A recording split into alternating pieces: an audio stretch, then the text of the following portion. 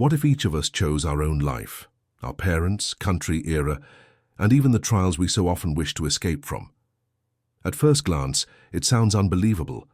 How could someone consciously choose pain, loss, illness, or loneliness? And yet, more and more people around the world claim that this is exactly how it happens. Before a soul comes into this world, it consciously plans its path, choosing the circumstances that will help it grow, develop, and once again connect with its true spiritual essence. Probably everyone has at least once wondered, where does the soul dwell before birth? And does it really determine its own destiny on earth? If so, then how exactly does it do that? Different spiritual traditions answer this question through symbols, metaphors, and sacred imagery. Some speak of heavenly halls, others of the world of souls, while some mention parallel universes where countless souls dwell, waiting for their next incarnation. Modern esoteric thinkers, regression psychologists, and even certain scientists studying paranormal phenomena increasingly refer to the existence of subtle realms where the soul resides before birth. And this is not mere fantasy. Many people claim that through deep meditation or hypnotic trance, one can touch the memories of those dimensions. One of the first in the Western world to describe the soul's process of choosing its path was the Austrian philosopher and mystic Rudolf Steiner. He spoke of an interlife space, a spiritual dimension where the soul analyzes its past experience, meets with spiritual mentors, and decides on its own which body and circumstances to return to. Steiner emphasized that human life is not an accident. We are born precisely where it is necessary for the growth of our soul, in a certain family, country, and under specific conditions. Here comes into play the law of karma, a universal principle of cause and effect, according to which the soul strives for purification, balance, and spiritual evolution. But if we chose everything ourselves, why do we remember nothing? Why, upon being born, do we lose all memory of the other world? The answer is simple, yet mysterious. If we remembered everything, life's lessons would lose their purpose. Earthly existence is a school where the soul learns to feel, to make choices, to experience emotions, and to act without relying on the knowledge of past incarnations. Only under the veil of forgetfulness does experience become truly meaningful. However, some small children, up to 3 years old, as well as people who have undergone regression, recount astonishing details about the world of souls, how they chose their parents, what tasks they set for themselves, and even why they agreed to suffering, understanding its purpose on a higher level. Dr. Jim Tucker has been studying for more than 20 years the stories of children who claim to remember their past lives and events that occurred before their birth. One of the most well-known cases is that of a boy named Ry from Oklahoma, who at the age of 4 began describing how, before his birth, he met higher beings who helped him choose his new life. Another touching story is about a little girl named Kathy. She once told her mother, "I waited for you for such a long time. I saw you in a white dress when you were getting married. I couldn't come then, but I knew that one day you would be my mum." When asked where she had been before her birth, Kathy replied, "I was in a bright place, surrounded by angels.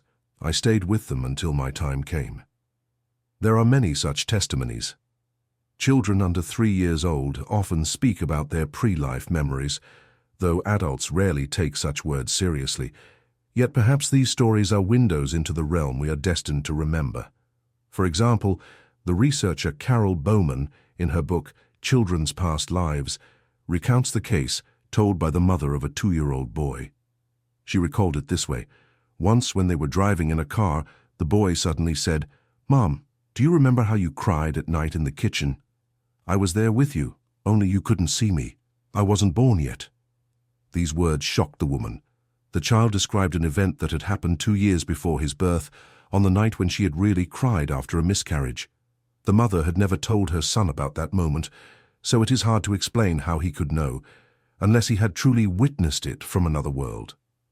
The researcher Dolores told another story, shared by a woman named Alice. She remembered, "I was in a room filled with light, with maps and books all around me. I understood that all of it was symbolic. In front of me lay several life scripts, one with illness, another with a husband's betrayal, a third with the loss of a child. I was told, "You may choose the path through which you will best express compassion and love." I chose the difficult path. Dr. Brian Weiss, the well-known author of the books Many Lives, Many Masters and Through Time into Healing, also presented similar accounts. His patients under hypnosis recalled not only their past lives, but also the space between them. One of them said, "I saw light, formless, yet full of love. I was told that I needed to return because I still had an unfinished task, to learn forgiveness." From his observations, Weiss concluded that life is a school, and every soul enters it with specific lessons to learn.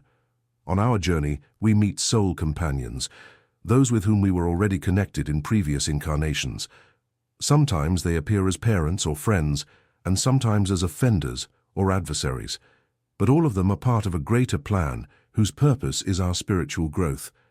The psychotherapist Michael Newton, another renowned researcher, developed a regression method that allows people to recall their existence between incarnations. In his books, he described hundreds of cases where patients under hypnosis recounted astonishing details about the world of souls. One of them said, "Before me appeared a screen showing different versions of possible lives.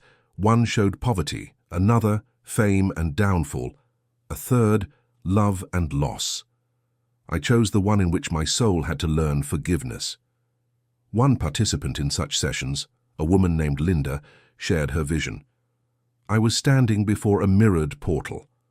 On the other side were many versions of myself, some radiant, some sorrowful, some calm and strong. I chose the one ready to endure loneliness in order to understand the mystery of love and discover my true self. That became my new incarnation." Some theories claim that in a multiverse, each soul can view various potential futures. Like a traveler standing before many doors, it chooses the one leading to the experiences it needs to go through next. In this choice, beings of light, spiritual guides who have already completed their earthly paths, assist the soul. And yet, a natural question arises: why does a soul choose suffering? Why agree to pain, loss, or hardship? The answer is simple. It is through trials that the soul evolves most rapidly. Just as steel is tempered in fire, the soul gains strength through pain and endurance. At times, it chooses a difficult destiny to learn compassion, forgiveness, or inner freedom from fear. Rudolf Steiner wrote that reincarnation is a natural law of spiritual evolution. The soul does not live only once, but passes through many lifetimes, carrying with it the lessons of each. Sometimes it pauses between incarnations, resting, reflecting, and gathering strength before returning again to the material world.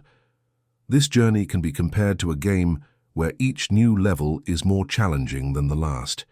Yet within us something occasionally awakens, a prophetic dream, a sense of déjà vu, a feeling that we have been here before. This is not coincidence, but echoes of past experiences seeping through the veil of forgetfulness. Some awaken these memories through meditation, others through suffering, and still others in moments of deep silence. Steiner said, "A person can recall their spiritual nature if they learn to see not only with the eyes of the body, but with the heart of the soul." Sometimes these glimpses come unexpectedly, in dreams, meditative states, or on the threshold between worlds. Many describe a realm of light and peace where time does not exist and unconditional love reigns. From there one does not wish to leave, yet the soul knows it must return. We forget our past in order to live our new life fully. The mystery of where the memory of previous incarnations is kept, and why it remains inaccessible to most, was explained by the founder of the Theosophical movement, Helena Blavatsky. She believed that in the final moments before death, every event of a person's life passes before their inner vision, even those long forgotten.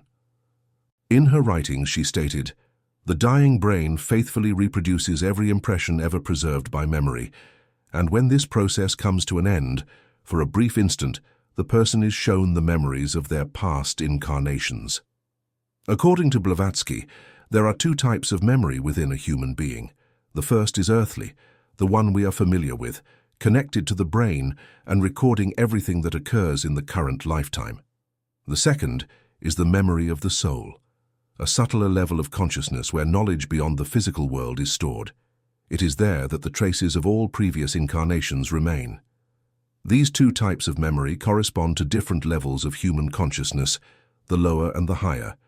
The lower governs our earthly perception, while the higher preserves the experience of the soul. Even when memories are erased from the brain, they continue to exist in the depths of the soul, silently influencing the individual.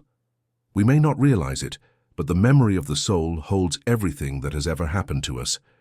Why then can a person not remember their past lives? Because the information within the soul is too subtle, the brain simply cannot perceive it fully. Only a person who has achieved a high level of spiritual development can access this storehouse of knowledge. Blavatsky said, "The memory of the soul is beyond our reach, like sounds and light beyond the range of perception. And though we are unaware of its work, it continues to affect our thoughts and actions, quietly guiding us. The experiences of past incarnations live within us and often shape choices that seem inexplicable at first glance. Their roots lie deep within the metaphysical essence of our being." She noted that before death, each person experiences a moment of clarity when consciousness becomes illuminated, though the dying one can no longer speak of it. In those seconds, they seem to freeze between two worlds, experiencing a brief yet powerful act of spiritual enlightenment. Blavatsky was convinced that every person is granted the opportunity at least once to remember all their past lives. This occurs in the final moments of existence, when the memory of the brain and the memory of the soul unite, revealing to the individual two great mysteries of the universe, which in truth are one and the same. At the moment of death, a person perceives the true nature of their soul. It opens before them, and they see not only the depth of the cosmos, but also the essence of their own being. In its immortal nature, the soul knows everything. One only needs to remove the barriers separating the earthly from the spiritual. Understanding that the soul chooses its own destiny does not absolve us of responsibility. On the contrary, it gives life meaning. We begin to see lessons in hardships, teachers in people, and higher signs in coincidences. Your soul is ancient, wise, and beautiful. It knows why it came into this world. Perhaps it is time to start listening to it. Have you ever felt that you have been here before? That your soul holds knowledge your mind cannot recall? Share your thoughts in the comments, leave a like, and click the bell to not miss new videos. Thank you for watching. May your life be long and filled with goodness.